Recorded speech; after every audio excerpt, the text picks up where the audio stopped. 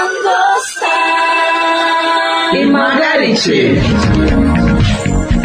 Irinde ubungabunga amagara yawe. Ndabasuhuje kandi mbaye nikaze mu gice twari ubuzima tw'Impagarike. Muri iki gice tugiye kugaruka kuri gahunda ya leta yo gutanga inkingo. Ngiye mugiye kubana muri iki kiganiro Ndemirienne Kayitesi. Gahunda y'ikingira mu Rwanda igamije kurinda indwara zose ndetse n'indwara zihitana abana. Kera na kare zaratangwaga, ariko icyorezo cya COVID-19 cyatumye inkingo zivugwa cyane ku isi yose. Kwita cyane ku nkingo byazanye n'ibihe by'amakuru y'ibihuha yakururaga urujijo ku batari bake. Harabibaza ko ari kuri COVID gusa, ariko na kera na kare byahozeho. Muri rusange abantu basa n'abibagiwe amateka maremare y'ibitangaza byagiye bikorwa n'inkingo maze zigakingira abantu ibyorezo bikomeye mu myaka myinshi. Icyiza cy'inkingo kandi zifasha abakuze gutuma baguma mu muryango mugari bafite ubuzima buzira umuze. Abana zikabarinda indwara zitandukanye ziba zishobora no kubahitana, ndetse rimwe na rimwe zikaba zabatera no kugwingira. Reka tubanze twumve ubuhamya bw'aba babyeyi bakingije abana babo. Ikintu cyanzanye hano ni ugukingiza umwana urukingo rw'amezi 15.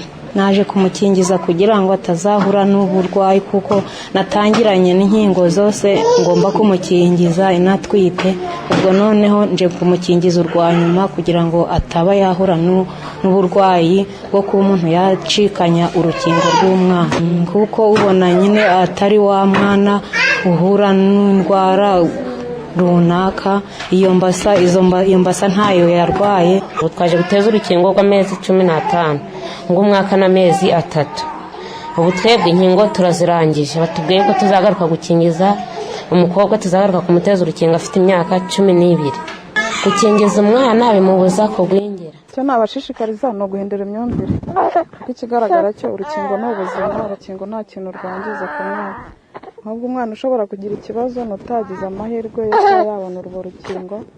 Icyo nkambashishikariza ko bose bakwitabira guhisha umwana urukingo. Indwara ziza ari icyorezo kandi zikagira ingaruka ku bana.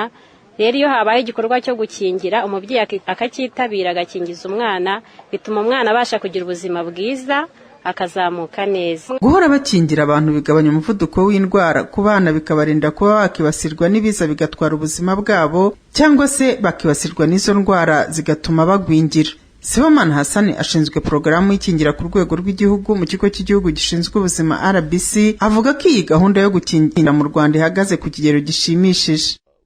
Ibijyanye n'ikingira mu Rwanda bimeze neza. Abana bagera kuri 96% baba bakingiwe inkingo zose. Ni ibintu tumaze kumenyera, ako dushishikariza ababyeyi ko n'ubundi nabari abake basigaye bashobora kuba badakingiwe mu by'ukuri bagombye kuba begeranye mu bigo nderabuzima kugira ngo bashobore kuba bakingirwa. So by'umwihariko rero ku bijyanye no kuba twakingira n'abana bari munsi y'imyaka 5 kugeza kuri 11, nibo tumaze iminsi nanone twibanda ko tubakingira COVID.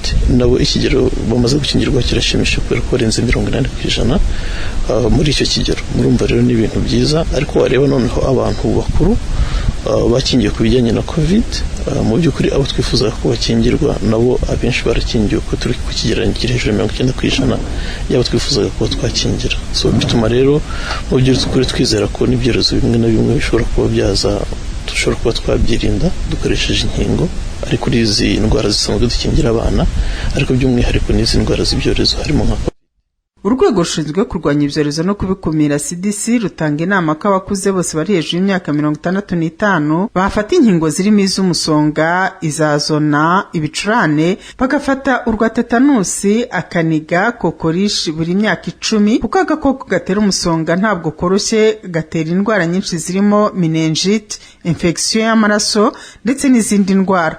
Hari inkingo z'ibicurane zakorewe abafite imyaka 65 kuzamura. Inkingo zishobora kurinda ubuzima bw'umuntu ushaje ufite indwara abana nazo nk'iz'umutima ndetse na diabete, nk'uko bitangazwa n'ishami ry'umuryango w'abibumbye ryita ku buzima OMS. Bavuga ko inkingo zikumira impfu ziri hagati ya 3.5 miliyoni kugeza kuri 5 miliyoni buri mwaka ziba zikomoka ku ndwara. Kuko iyo umuntu akingiwe nko kuri COVID gushimangira, bituma umuntu agumana ubuzima buzira umuze iyo yikingije neza. Abakuze rero namwe mwumvise ko muburirwa kugira ngo mubashe gufata inkingo zose mugenewe, ndetse mukingize n'abana banyu kugira ngo bitume mugira ubuzima bwiza.